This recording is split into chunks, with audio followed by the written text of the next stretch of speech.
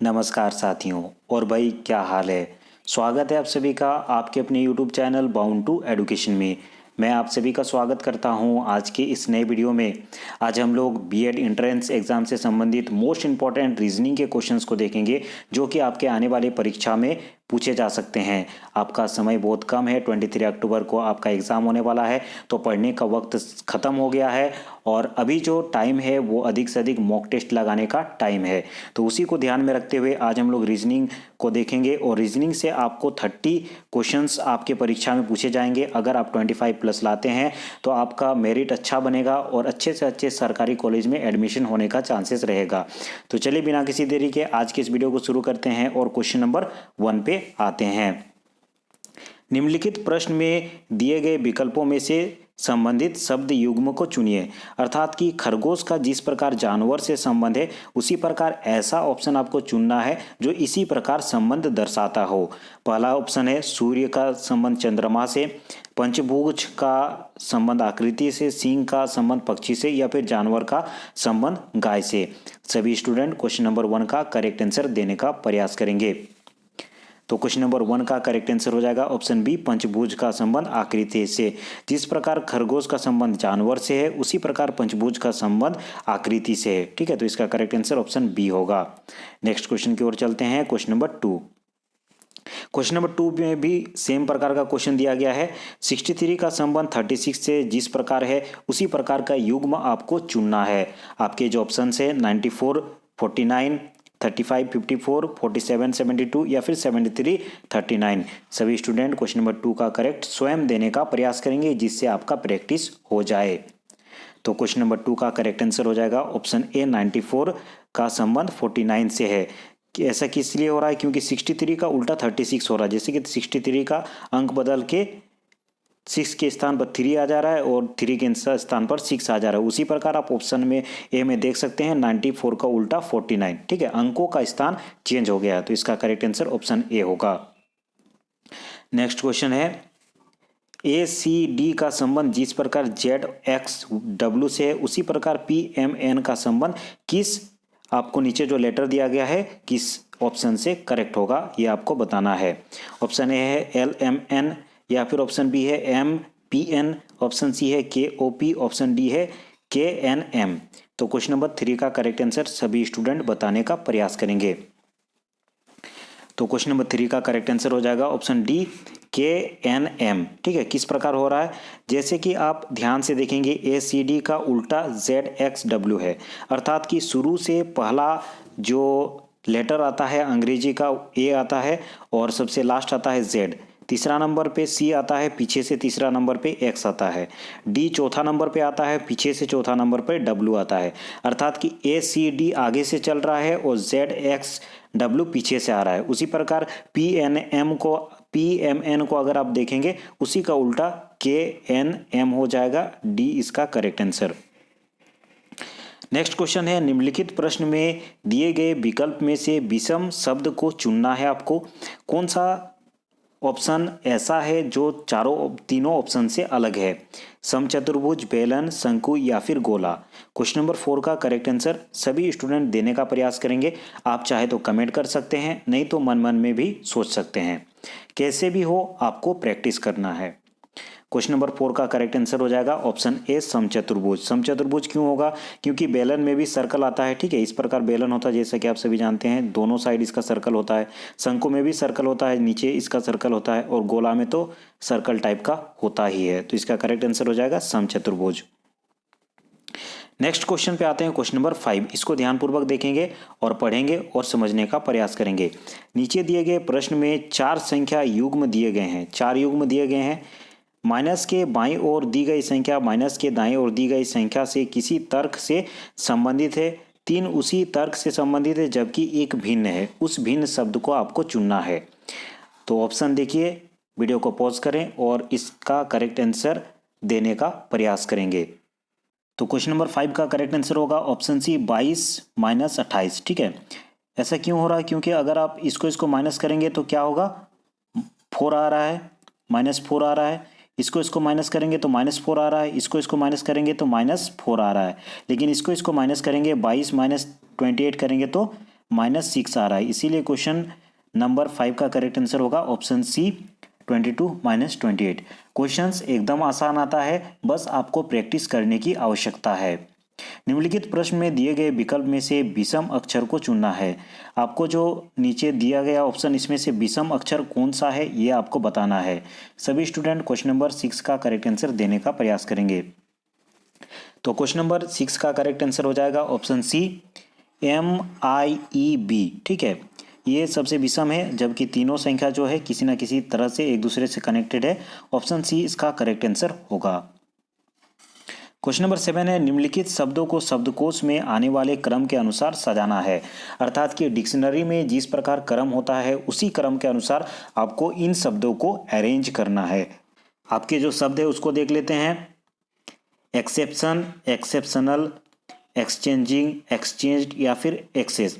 तो इन पांचों ही जो वर्ड दिया गया है इसको आपको डिक्शनरी के अनुसार अरेंज करना है शुरू से लास्ट की ओर। ठीक है, तो क्वेश्चन नंबर 7 का करेक्ट आंसर सभी स्टूडेंट देने का प्रयास करेंगे। तो सबसे पहले कौन सा आएगा? एक्सेप्शन आएगा। उसके बाद कौन सा आ रहा है देखिए, एक्सेप्शनल आएगा। उसके बाद आएगा एक्सेस, उसके बाद एक्सचेंज और लास्ट में आएगा एक्सचेंजिंग। ठीक है, तो इसका करेक्ट आंसर ऑप्शन ए होगा 1 2 5 4 3। ऑप्शन ए इसका करेक्ट आंसर हो जाएगा। नेक्स्ट क्वेश्चन है क्वेश्चन नंबर 8। निम्नलिखित प्रश्न में दिए गए विकल्पों में से लुप्त संख्या को आपको ज्ञात करना है। 11, 13, 17, 19, 23, उसके बाद कौन सा संख्या आएगा? क्या वो 29 आएगा, क्या 27 आएगा, 31 आएगा या फिर 37 आएगा? क्वेश्चन नंबर 8 का करेक्ट आंसर सभी स्टूडेंट देने का प्रयास करेंगे। तो इस क्वेश्चन का करेक्ट आंसर हो जाएगा ऑप्शन नंबर ए 29। किस प्रकार 29 है? आप अगर अभाज्य संख्या पढ़े हैं तो आपको आसानी से पता चल रहा होगा। 13 के बाद अभाज्य संख्या 11, माफ कीजिएगा 11 के बाद 13 आता है, उसके बाद 17 आता है, उसके बाद 19 आता है, उसके बाद 23 आता है और 23 के बाद अभाज्य संख्या जो आता है वो 29 आता है। इसीलिए क्वेश्चन नंबर 8 का करेक्ट आंसर होगा ऑप्शन ए 29। चलिए नेक्स्ट क्वेश्चन की ओर चलते हैं, क्वेश्चन नंबर 9। तो क्वेश्चन नंबर 9 में लुप्त पद आपको चुनना है, कौन सा होगा? पहले दिया गया है BEG, उसके बाद दिया गया DGI, उसके बाद दिया गया FIK, HKM, उसके बाद जो क्वेश्चन मार्क है उसके स्थान पर कौन सा संख्या, माफ कीजिएगा कौन सा लेटर आएगा ये आपको बताना है। JNP आएगा या फिर NMO आएगा या फिर JMO आएगा या फिर KLO आएगा? तो क्वेश्चन नंबर 9 का करेक्ट आंसर सभी स्टूडेंट देने का प्रयास करेंगे। तो अगर आप ध्यान से देख रहे होंगे तो B से +2 करने से आता है D, BCD। D से +2 करेंगे तो F आएगा, F से +2 करेंगे तो H आएगा, H से +2 करेंगे तो क्या आएगा? J आएगा। ठीक है, उसके बाद E से +2 करेंगे तो G आएगा, G से +2 करेंगे तो I आएगा, I J K +2 बढ़ रहा है। ठीक है, K से +2 करेंगे तो क्या आएगा? M। ठीक है, उसी प्रकार M से +2 करेंगे तो O आएगा। तो आपका जो आंसर है वो क्या होगा? JMO। तो देखते हैं कौन सा ऑप्शन में JMO है। तो क्वेश्चन नंबर 9 का करेक्ट आंसर हो जाएगा ऑप्शन सी JMO। यहाँ पे जो क्वेश्चन मार्क है उसमें कौन सा लेटर आएगा? आपका JM और O आएगा। ऑप्शन सी इसका करेक्ट आंसर होगा। नेक्स्ट क्वेश्चन है क्वेश्चन नंबर 10। ठीक है, इस प्रकार के क्वेश्चन देखने में बड़े होते हैं लेकिन बहुत ही आसान होता है। सौरभ, मोहित, मुकेश, सुमित तथा भीम, ये कितना जन है? 1 2 3 4 5 जन है, को ऊपर से नीचे की ओर लंबाई के घटते हुए क्रम में व्यवस्थित करना है। अर्थात कि सबसे लंबा जो होगा वो ऊपर होगा, सबसे छोटा जो होगा वो नीचे होगा। सौरभ तीसरे स्थान पर है, भीम सुमित तथा सौरभ के मध्य में है, जबकि सुमित ऊपरी छोर पर नहीं है। ऊपर से दूसरे स्थान पर कौन है ये आपको बताना है। ठीक है, तो अगर आप इसको ध्यान से अरेंज करेंगे तो आपको पता चलेगा। जैसे कि इसमें दिया गया है सौरभ तीसरे स्थान पर है, तो सौरभ को तीसरे स्थान पर मान लेते हैं। कितना है? 1 2 3 4 5। ये तीसरे स्थान पर सौरभ हो जाएगा, ऊपर से चाहे नीचे से तीसरे स्थान पर सौरभ हो जाएगा। 1 2 3 4 5 जन है, तीसरे स्थान पर सौरभ को रख दें। तीसरे स्थान को पर सौरभ को रख दें। उसके बाद कहा गया है कि भीम सुमित तथा सौरभ के मध्य में है। भीम सुमित तथा सौरभ के मध्य में है, तो मान लेते हैं भीम यहाँ पे है। भीम किसके किसके मध्य में है? सौरभ तथा सुमित के। सौरभ तथा नीचे मान लेते हैं सुमित है, ठीक है। सुमित तथा सौरभ के मध्य में है। अब कहा गया है कि जबकि सुमित ऊपरी छोर पर नहीं है, सुमित ऊपरी छोर पर नहीं है तो नीचे छोर पर है, हम लोग सही उसको प्लेस किए हैं। ऊपर से दूसरे स्थान पर कौन है ये आपको बताना है। तो ऊपर से दूसरे स्थान पर कौन कौन बच रहे हैं? मुकेश या फिर मोहित, ये दो जन बच रहे हैं। तो या तो मुकेश होगा या तो मोहित होगा, ठीक है। तो या तो मोहित भी हो सकता है या फिर मुकेश भी हो सकता है। कौन सा ऑप्शन सही है? मोहित भी दिया गया है, मुकेश भी दिया गया है, भीम ऑप्शन डी दिया गया है, ज्ञात नहीं किया जा सकता। तो आपका करेक्ट आंसर हो जाएगा ऑप्शन डी, ज्ञात नहीं किया जा सकता। क्यों ज्ञात नहीं किया जा सकता? क्योंकि हम लोगों ने देखा कि जो सबसे ऊपर से दूसरे नंबर पर मोहित भी हो सकता है और सुमित भी हो सकता है, क्योंकि उसका नीचे कोई कंडीशन दिया हुआ नहीं था। तो इसका करेक्ट आंसर हो जाएगा ऑप्शन डी, ज्ञात नहीं हो सकता है। अगर मोहित या मुकेश किसी एक का देता तो वो करेक्ट हो जाता, लेकिन दोनों का दिया गया तो आपका करेक्ट आंसर ऑप्शन डी होगा, ज्ञात नहीं किया जा सकता है, ठीक है। चलिए क्वेश्चन नंबर 11 क्या कहता है, अब देखिए। दिए गए विकल्पों में से वह शब्द चुनिए जो दिए गए शब्द के अक्षरों का प्रयोग करके नहीं बनाया जा सकता। एक शब्द दिया गया है, बड़ा वर्ड दिया गया है, इसमें से कौन सा शब्द ऐसा है जो इस वर्ड से नहीं बनाया जा सकता? इंटरेस्टिंग क्वेश्चन है। तो क्वेश्चन नंबर 11 का करेक्ट आंसर क्या होगा ये बताने का प्रयास करेंगे। तो क्वेश्चन नंबर 11 का करेक्ट आंसर होगा ऑप्शन सी, प्रीटी। प्रीटी क्यों होगा? क्योंकि जो यहाँ पे वर्ड दिया गया है इसमें हम लोग को आर भी नहीं दिख रहा है और वाई भी नहीं दिख रहा है, ठीक है। तो प्रीटी नहीं बनाया जा सकता, जबकि CON ये भी बनाया जा सकता, CON है। TOM भी बनाया जा सकता है, T भी है, O भी है, M भी है। POST भी बनाया जा सकता है, P भी है, O भी है, S भी है और T भी है। तो प्रीटी नहीं बनाया जा सकता क्योंकि इसमें Y भी नहीं है और R भी नहीं है। तो इसका करेक्ट आंसर ऑप्शन सी होगा। नेक्स्ट क्वेश्चन है, एक विशिष्ट कोड भाषा में DRAPE को IWFUJ लिखा जाता है, इसी कोड भाषा में RIGID को क्या लिखा जाएगा? तो क्वेश्चन नंबर 12 का करेक्ट आंसर क्या होगा सभी स्टूडेंट बताएंगे। तो इसको आप अगर ध्यान से देखेंगे तो D से +5 अगर करते हैं, D से +5 करेंगे तो हम लोग का I आ जाएगा, DEFGHI 5 नंबर पे आ रहा है। R से अगर +5 करेंगे तो W आएगा, RSTUVW 5 नंबर पे W आ रहा है। A से +5 करेंगे तो F आता है और P से +5 करेंगे तो U आता है, E से +5 करेंगे तो J आता है, ठीक है। अर्थात कि +5 करने से हमारा जो कोड है वो मैच कर रहा है। तो रिजिट में देखिए +5 करने से क्या होगा, R में अगर +5 करते हैं STUVW W आ रहा है, तो पहला ही लेटर मिल रहा है तो दूसरा कुछ मिलाने का जरूरत नहीं है। ऑप्शन सी इसका करेक्ट आंसर होगा। तो क्वेश्चन नंबर 12 का करेक्ट आंसर ऑप्शन सी होगा, WNLNI, ठीक है। अब कथन और निष्कर्ष दिया गया है, मोस्ट इंपॉर्टेंट। ऐसे बहुत सारे प्रश्न आपके परीक्षा में 1 से 2 प्रश्न तो जरूर ही बनेंगे कथन और निष्कर्ष से, तो इसे हम लोग देखते हैं। सबसे पहले दिया गया है सभी तोते कबूतर हैं, ठीक है। तो मान लेते हैं ये तोता है, सभी तोता क्या है? कबूतर है। उसके बाद कोई कबूतर मेज नहीं है, तो मेज एकदम अलग कर देते हैं, कोई कबूतर मेज नहीं है, ये मेज मान लेते हैं, M मान लेते हैं। इस प्रकार का हम लोग का दिया गया है। अब देखते हैं निष्कर्ष क्या दिया गया है। सभी कबूतर मेज है, सभी कबूतर मेज है, मेज के साथ तो कुछ कनेक्शन ही नहीं है, तो ये वाला नहीं होगा। कोई भी तोता मेज नहीं है। दूसरा दिया गया है कोई भी तोता मेज नहीं है, सही बात है, कोई भी तोता मेज है ही नहीं। तो केवल 2 अनुसरण करता है। तो क्वेश्चन नंबर जो 13 है इसका करेक्ट आंसर हो जाएगा ऑप्शन ए,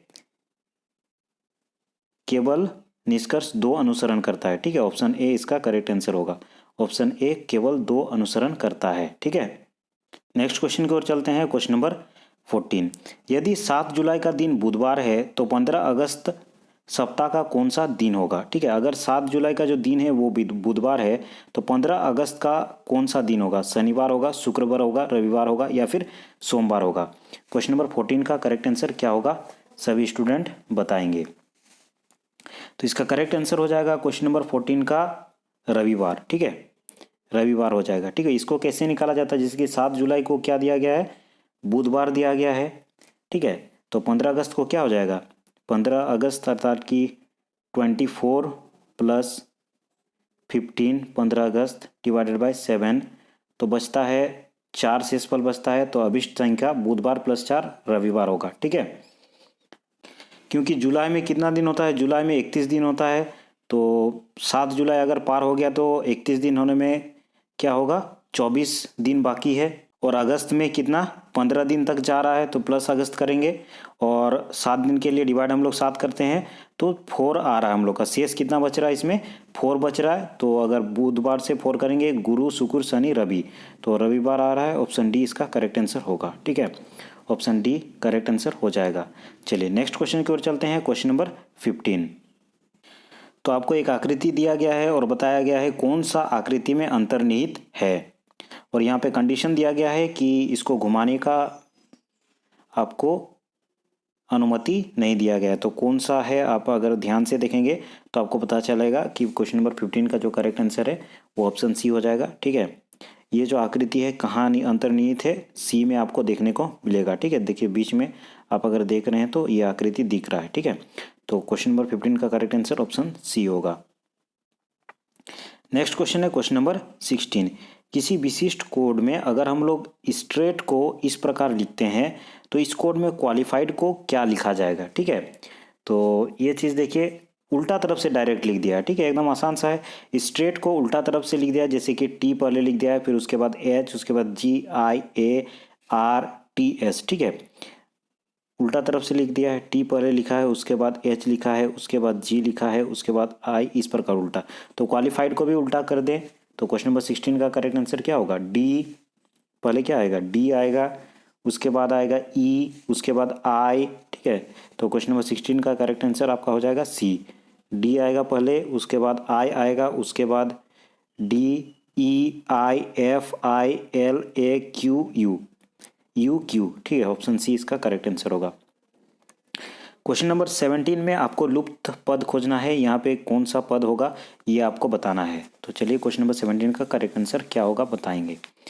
ऑप्शन ए दिया गया है 75, ऑप्शन बी दिया गया है 72, ऑप्शन सी दिया गया है 70, या फिर ऑप्शन डी दिया गया है 81। तो इसका करेक्ट जो आंसर है वो हो जाएगा क्वेश्चन नंबर 17 का ऑप्शन बी 72। 72 किस प्रकार आ रहा है, जैसे कि 7 × 13, इसको अगर गुना करते हैं 13 सत्ते 91। ठीक है, इसको अगर गुना करते हैं तो आपस में गुना करेंगे 216। उसी प्रकार 24 दिया कितना होता है 72। ठीक है, तो इसका करेक्ट आंसर ऑप्शन बी होगा 72। नेक्स्ट क्वेश्चन पे आते हैं। यहाँ पे दिया गया है ए का अर्थ जोड़ना है, बी का अर्थ भाग करना है, सी का अर्थ गुना करना है और डी का अर्थ घटाव करना है। तो इस चीज़ का क्या निकलेगा ये आपको बताना है। सभी स्टूडेंट थोड़ा सा वीडियो को पॉज करेंगे और क्वेश्चन नंबर 18 का करेक्ट आंसर देने का प्रयास करेंगे। मैक्सिमम आप 30-40 सेकंड लीजिए और क्वेश्चन नंबर 18 का करेक्ट आंसर बताइए।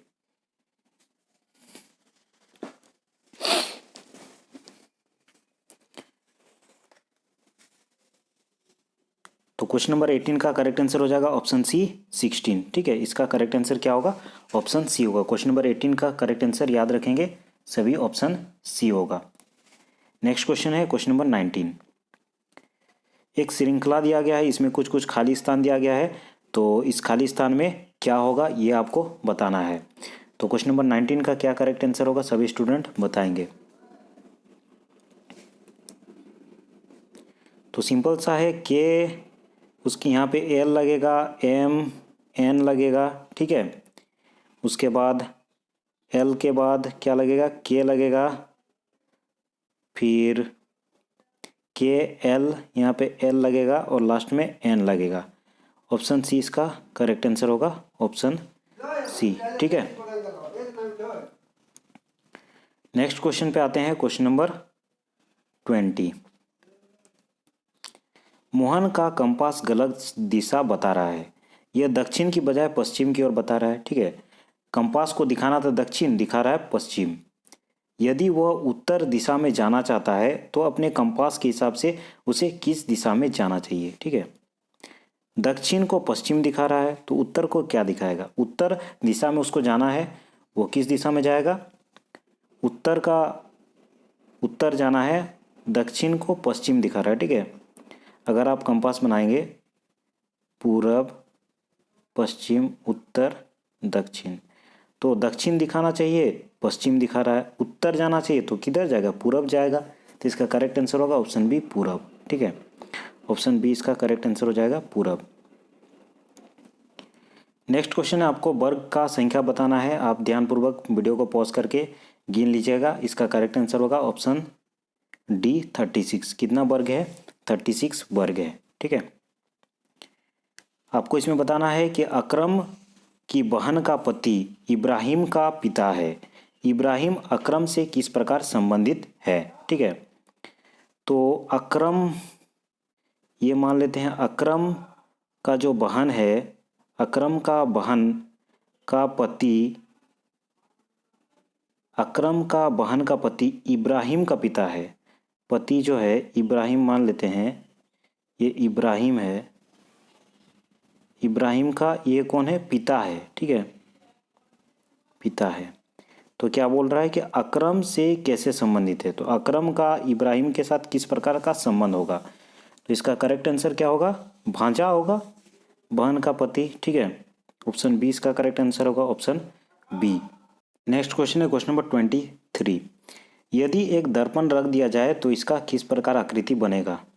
तो ध्यान से देखिए, एक दर्पण यहाँ पर रख दिया गया है तो आकृति क्या बनेगा, इधर छायांकित रहेगा। ठीक है, इधर छायांकित भाग होगा, इधर खाली वाला भाग होगा और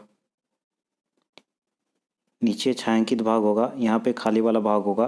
तो आपका जो आंसर है वो हो जाएगा ऑप्शन, इसका करेक्ट आंसर 23 का करेक्ट आंसर जो है वो हो जाएगा ऑप्शन बी। ठीक है, ऑप्शन बी इसका करेक्ट आंसर होगा, ऑप्शन बी। नेक्स्ट क्वेश्चन भी आकृति एक दिया गया है, इसमें दिया गया है नृत्य, कथक, भरतनाट्यम और पोंगल, ये तीनों ही किस प्रकार से संबंधित है।